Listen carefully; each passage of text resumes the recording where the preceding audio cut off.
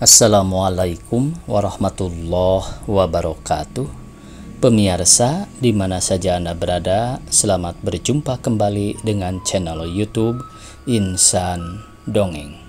Pada kesempatan ini saya Bang Elgi akan melanjutkan tantangan dan jawaban bagian ke-17. Terima kasih kepada semua subscriber yang selalu setia mengikuti. Selamat mendengarkan. Pembukaan Konferensi Asia Afrika kini hanya tinggal 10 hari lagi, sedangkan kurir khusus yang membawa surat dari negara Islam kepada Kartosuwiryo belum juga kembali.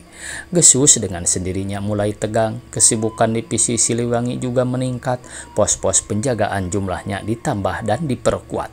Pemeriksaan di jalan ditingkatkan. Gesus juga telah memberi perintah rahasia kepada pembantu-pembantunya para anggota DI Aspal agar sewaktu-waktu diperlukan mereka dapat menyikat habis para anggota DI asli yang dibayanginya. Pada suatu malam kurang lebih seminggu sebelum pembukaan Konferensi Asia Afrika, seorang pembantu khusus melaporkan kepada Gesus bahwa kurir yang tempo hari ditugaskan mengantarkan surat kepada Kartosuwiryo telah datang dan sekarang berada di pos ujung Berung. Ia tidak berani masuk ke kota karena TNI sedang mengadakan aksi pembersihan di jalan-jalan yang menuju kota. Kurir itu minta dijemput. Malam itu juga Gesus berangkat ditemani oleh seorang pembantunya menuju ke pos ujung Berung untuk menjemput kurir tersebut. Kurir itu datang dengan membawa beberapa pucuk surat. 2 pucuk diantaranya merupakan surat penting, sepucuk untuk Gesus dan sepucuk lagi untuk negara Islam yang tempo hari berkirim surat kepada Kartosuwiryo. Surat untuk Gesus ternyata berupa surat keputusan Kartosuwiryo untuk menarik kembali surat perintah jihad yang telah dikeluarkannya. Inilah untuk pertama kalinya Kartosuwiryo menarik kembali surat perintah jihad yang telah dikeluarkannya. Adapun surat yang ditujukan kepada negara Islam ternyata merupakan surat balasan yang isinya menyatakan terima kasih dan permintaan dukungan mutlak dari semua negara Islam peserta konferensi. Sedangkan surat-surat lainnya hanyalah merupakan surat balasan dari kedua surat tersebut di atas untuk semua panglima wilayah, semua komandan resimen, dan para komandan batalion DI-TII. Surat-surat tindasan itu oleh Gesus segera dikirimkan kepada alamatnya. Sudah tentu semuanya lebih dahulu difotokopi. Sedangkan 2 surat pentingnya segera diperlihatkan kepada Kepala Seksi 1 Divisi Siliwangi, Mayor Daeng Kosasih, dan Kepala Panglima Divisi. Dengan dicabutnya kembali surat perintah jihad tersebut, maka para anggota DI-TII yang telah dipersiapkan untuk melakukan sabotase, tidak ada seorang pun yang berani berbuat onar. Mereka semuanya hanya berlaku sebagai penonton, dan sekali 2 hari salah seorang dari mereka diutus ke hutan untuk melaporkan jalannya konferensi kepada Imam Kartosuwiryo. Dengan siasat yang sederhana itu, Konferensi Asia Afrika yang diadakan untuk pertama kalinya di kota Bandung berlangsung dalam keadaan aman. Konferensi yang bersejarah itu kemudian berhasil melahirkan sebuah deklarasi penting yang terkenal dengan sebutan Dasa Sila Bandung. Tentu saja Gesus senang dengan suksesnya itu, tapi bukan hanya dia, melainkan Seksi 1 KMKB DR, Seksi 1 KMKB Bandung, Seksi 1 Divisi Siliwangi, dan Panglima Divisi Siliwangi sendiri ikut puas. Atas prestasinya itu, Gesus memperoleh surat penghargaan dari Panglima Divisi Siliwangi. Bahwasanya DI-TII itu dapat bertahan selama bertahun-tahun bukanlah karena mereka memiliki persenjataan yang kuat, melainkan karena mereka menjalankan taktik perang gerilya dengan cara hit and run yang didukung dengan fanatisme dari prajurit-prajuritnya. Sedangkan pihak TNI berada dalam posisi yang digerilya sehingga mereka seringkali mendapat serangan-serangan mendadak, khususnya pos-pos mereka yang berada di tempat-tempat terpencil. Dengan kata lain, pihak TNI berada dalam keadaan defensif, pihak DITII dalam keadaan ofensif. Dan kalaupun TNI melakukan aksi-aksi pembersihan, aksi-aksi itu terbatas dalam lingkungan yang kecil saja, dengan tujuan mengamankan daerah sekeliling tempat-tempat TNI bermarkas. Operasi besar-besaran secara terkoordinasi dan dilakukan terus-menerus mengejar sampai ke sarang musuh boleh dikatakan hampir tidak pernah dilakukan. Dengan melakukan taktik perang gerilya itu, maka masyarakat di desa-desa terpencil menjadi terpengaruh, sehingga mereka berpendapat bahwa DITI itu merupakan gerombolan bersenjata yang kuat, kejam, dan tersebar di mana-mana. Kepercayaan masyarakat kepada TNI dan sendirinya menjadi menurun. Tidak dapat disangkal bahwa di kalangan para anggota DITII banyak anggotanya yang sangat fanatik terhadap Kartosuwiryo dan bersedia mati untuk menjalankan perintahnya. Keberanian mereka memang tidak disangsikan. Mereka pernah melakukan penyerangan ke kota Garut dan mengadakan teror di rumah sakit umum kita itu. Mereka juga sering melakukan serangan-serangan mendadak terhadap pos-pos TNI yang terpencil. Perampokan, penculikan, pembunuhan, dan pembakaran terjadi di mana-mana. Mereka meruntuhkan mental rakyat melalui teror fisik dan teror mental. Akibatnya rakyat menjadi patah semangat, apatis, dan menyerah kepada keadaan. Tidak sedikit dari mereka yang mencoba cari selamat dengan mengungsi ke kota-kota. Pihak DITI memang tidak mempunyai pilihan lain untuk kelangsungan hidupnya. Mereka memerlukan uang, pakaian, dan makanan. Dan untuk keperluan pasukannya mereka memerlukan peluru dan senjata.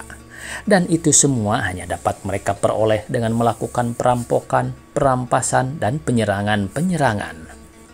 Uang, makanan, dan pakaian memang dapat mereka peroleh dengan jalan melakukan perampokan, tetapi peluru dan senjata tidak selamanya dapat mereka peroleh melalui penyerangan dan penyergapan terhadap pos-pos TNI. Itu sebabnya mereka berusaha membeli peluru dan senjata dari luar. Tapi dengan membeli peluru dari kota itu, ternyata mereka tidak menjadi bertambah kuat, bahkan sebaliknya menjadi bertambah lemah, karena senjatanya banyak yang rusak. Dan dengan banyaknya senjata yang rusak, maka dengan sendirinya mereka tidak dapat lagi melakukan aksi-aksi gerilya seperti sebelumnya. Dan untuk mengimbanginya, mereka terpaksa meningkatkan aksi-aksi terornya, merampok, menculik, membunuh, dan melakukan pembakaran dengan lebih kejam. Dalam aksi-aksi teror itu, mereka seringkali mengikut sertakan anak-anak yang masih di bawah umur yang berasal dari anak-anak penduduk yang mereka culik, kemudian dibesarkan di hutan dan jiwanya diracuni dengan doktrin DITII. Anak-anak ini seringkali bertindak lebih kejam daripada orang dewasa dan seakan-akan jiwa mereka terpuaskan dengan melakukan hal itu. Akibat makin lemahnya persenjataan mereka, maka timbullah semacam egoisme di kalangan pasukan DITII dalam arti mereka hanya mementingkan kesatuannya sendiri saja. Akibatnya hubungan antara pasukan yang satu dengan pasukan lainnya menjadi renggang dan koordinasi menjadi longgar. Untuk mengatasi keadaan yang buruk itu, pada akhir tahun 1956, Kartosuwiryo telah merombak kabinetnya dan membentuk kabinet baru. Dalam kabinet baru itu, ia telah menempatkan seorang orang asing untuk menduduki pos yang amat penting. Adapun susunan kabinetnya adalah sebagai berikut. 1. Kartosuwiryo menjabat sebagai Imam NII. 2. Kapten Panklep menjabat sebagai Menteri Luar Negeri merangkap Panglima Tentara. 3. Sanusi Partawijaya menjabat sebagai Menteri Pertahanan. 4. Kahar Mujakar menjabat sebagai Wakil Menteri Pertahanan. 5. Teuku Daud Bereh menjabat sebagai Menteri Dalam Negeri. 6. Hasan Ali menjabat sebagai Wakil Menteri Dalam Negeri. 7. Abdul Hakim menjabat sebagai Menteri Kehakiman. 8. Udin Kartasasmita menjabat sebagai Menteri Urusan Perbekalan dan Usaha. 9. SM Kartosuwiryo di samping sebagai imam merangkap pula sebagai Menteri Keuangan. 10. Dr. Usman menjabat sebagai Menteri Urusan Kesehatan. 11. H.J. Simon menjabat sebagai Menteri Penerangan. 12. Kiai Udung alias Abdurrahman Badarujaman menjabat sebagai Menteri Agama. Dengan kabinet yang baru itu ternyata tidak menambah kuatnya kedudukan NII, melainkan malah makin melemahnya. Sebab kabinet baru itu telah mengakibatkan timbulnya ketidakpuasan yang disusul dengan terjadinya perpecahan di kalangan mereka. Diangkatnya Kapten Van Clep menjadi Menteri Luar Negeri merangkap Panglima Tentara konon didasarkan atas kesanggupan Van Clep sendiri untuk mengusahakan bantuan senjata dari pihak luar negeri. Di masa lalu, memang Van Clep telah berjasa menambahkan persenjataan DITII dengan senjata yang diperolehnya dari APRA dan dari bekas tentara Belanda, antara lain dari Kem Makassar di Jakarta dan dari perkebunan-perkebunan. Tapi menurut Sanusi Partawijaya, jabatan Menteri Luar Negeri sudah cukup berbobot untuk mengusahakan bantuan senjata dari luar negeri dan tidak perlu lagi ditambah dengan jabatan Panglima Tentara. Kalau masih kurang, Van Clep bisa meminta mandat khusus dari imam sendiri. Singkatnya saja, Sanusi Partawijaya menentang pengangkatan Van Clep sebagai Panglima Tentara. Ia sendiri pun menentang pengangkatannya sebagai Menteri Pertahanan karena jabatan itu hanya merupakan jabatan politik dan tidak mempunyai kekuasaan atas tentara. Sejak saat itu, Sanusi Partawijaya tidak mau lagi bertemu dengan Kartosuwiryo. Ia kemudian bertindak sendiri dan pindah ke daerah Ahmad Sungkawa di daerah Gunung Mananggal, Cianjur, dengan dikawal ketat oleh pasukan Kalipaksi. Kartosuwiryo tidak menerima begitu saja perlawanan dari Sanusi Partawijaya tersebut. Ia bertindak dan mengatakan Sanusi Partawijaya sebagai pengkhianat. Orang-orang DITI tahu tindakan apa yang harus dilakukan terhadap orang yang dianggap sebagai pengkhianat. Kapten Van Clep memang kemudian berusaha untuk memenuhi janjinya mendatangkan bantuan senjata dari luar negeri. Ia dikabarkan telah berhasil menghubungi pihak luar negeri yang akan memberikan bantuan senjata. Senjata itu akan didrop dari laut melalui Pelabuhan Ratu.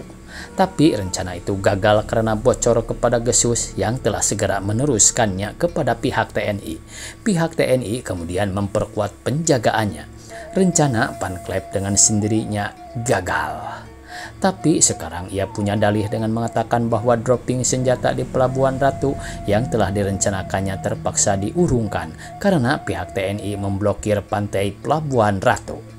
Sementara itu, situasi politik dalam negeri bertambah panas dengan timbulnya gerakan PRRI dan Permesta. Di Jawa Barat sendiri muncul gerakan Front Pemuda Sunda yang diorganisasi oleh Sukanda Brata Menggala. Front Pemuda Sunda ini haluannya kira-kira sama dengan PRRI dan Permesta. Pihak DITI melihat suatu kesempatan yang baik dengan munculnya Front Pemuda Sunda tersebut. Mereka kemudian mengadakan pendekatan dan akhirnya mereka berhasil mengadakan ikatan kerjasama dengan Front Pemuda Sunda. Waktu itu gerakan Front Pemuda Sunda memang maju pesat. Di daerah Sukabumi saja telah terbentuk beberapa batalion, tapi tanpa senjata.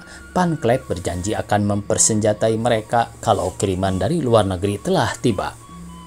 Komandan terhadap pasukan-pasukan Front Pemuda Sunda ini dipegang oleh seorang yang namanya sering disebut Mayor Oni, bekas anggota RPKAD Batu Jajar. Gesus oleh atasannya mendapat tugas pula untuk melakukan penyusupan ke dalam tubuh Front Pemuda Sunda. Untuk tujuan itu, Gesus memasukkan pembantu-pembantunya menjadi anggota Front Pemuda Sunda di daerah-daerah Sukabumi, Cianjur, dan Bandung. Dengan cara itu, boleh dikatakan setiap rencana Front Pemuda Sunda selalu bocor kepada Gesus dan kegiatan mereka dapat terus-menerus dimonitor. Akan tetapi karena terlalu banyak harus memecahkan perhatian dan terlalu banyak harus bepergian, akhirnya Gesus kebobolan juga.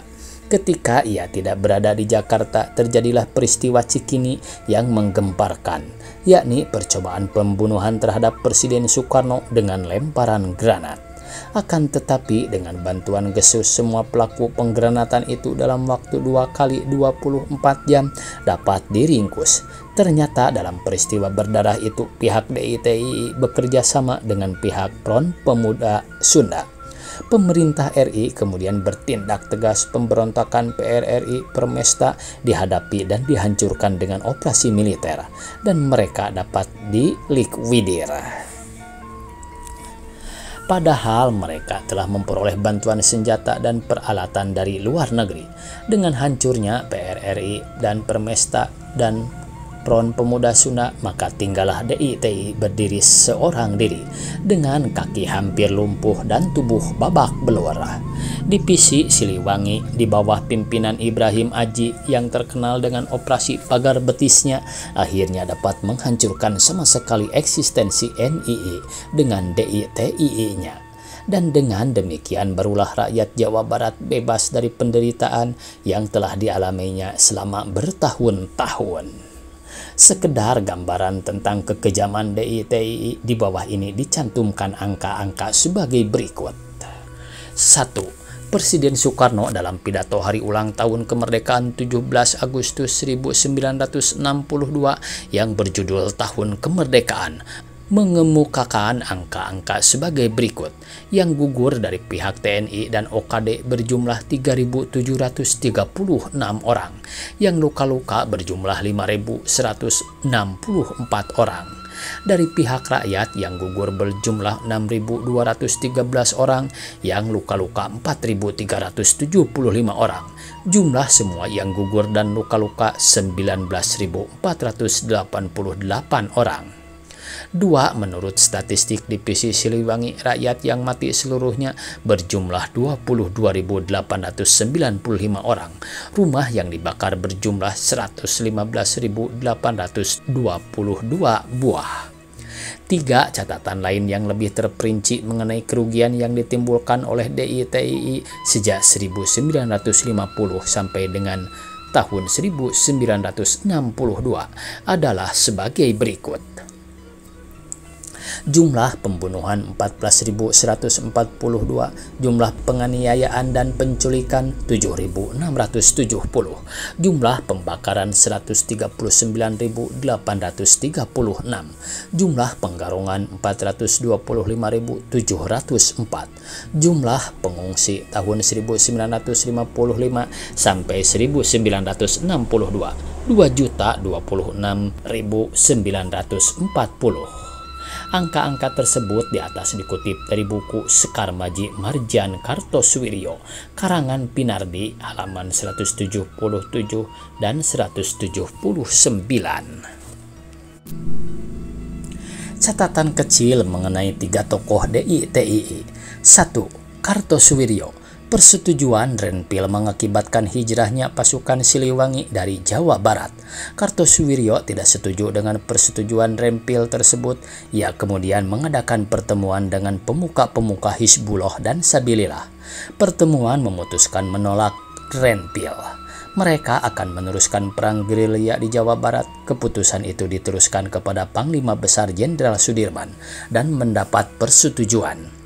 Februari 1948 Masumi Jawa Barat dibekukan dan sebagai gantinya dibentuk Majelis Islam. Kartosuwiryo mengangkat dirinya sebagai imam. Raden Oni ditunjuk sebagai pemimpin ketentaraan. Oni kemudian membentuk sebuah resimen dan berkedudukan di Gunung Cupu. Belanda kemudian menyerbu ke Gunung Cupu dan terjadilah pertempuran dengan pasukan Oni. Mei 1948 Kartosuwiryo mengadakan pertemuan di Cijoho. Pertemuan menghasilkan terbentuknya Dewan Imamah atau Dewan Patwa di bawah pimpinan Kartosuwiryo. Dalam pertemuan tersebut dibahas pula peristiwa penyerbuan Belanda ke Gunung Cupu. Dan sebagai jawaban atas serbuan Belanda tersebut, Kartosuwiryo mengeluarkan perintah perang suci terhadap Belanda. Long March Divisi Siliwangi kembali ke Jawa Barat dirasakan Kartosuwiryo sebagai penghalang besar terhadap cita-citanya. Ia selaku Panglima tertinggi Angkatan Perang NII mengeluarkan maklumat nomor 1 yang berupa pernyataan perang terhadap Siliwangi. Siliwangi dianggap sebagai tentara liar di Jawa Barat. Waktunya habis pemirsa, dicukupkan sekian, semoga esok kita bisa berjumpa kembali. Billahi taufiq wal hidayah, wassalamualaikum warahmatullahi wabarakatuh.